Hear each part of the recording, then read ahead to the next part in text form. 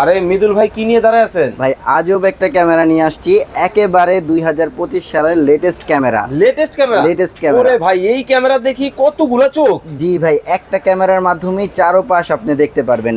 একটা ক্যামেরার মধ্যে 3টা লেন্স আছে। মানে দেখেন মানুষের যেমন 2টা চোখ, আর এই ক্যামেরার কয়টা চোখ ভাই? 3টা চোখ। ওরে ভাই ঠিক আছে, 3টা।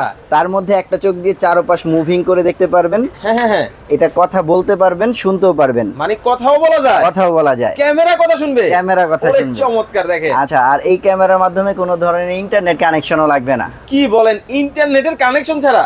ইন্টারনেটের কানেকশন ছাড়া দেশের বাহির থেকে যে কোনো জায়গা থেকে বিশ্বের দেখতে পারবেন, অপারেটিং করতে কিন্তু ভাই পারবেন। আপনার এইটাতে ইন্টারনেট মানে ইন্টারনেটের কানেকশন মানে লাইন ছাড়া আপনি চালাই দেন, বুঝতে পারছি, কিন্তু বিষয় হচ্ছে ওইটা না।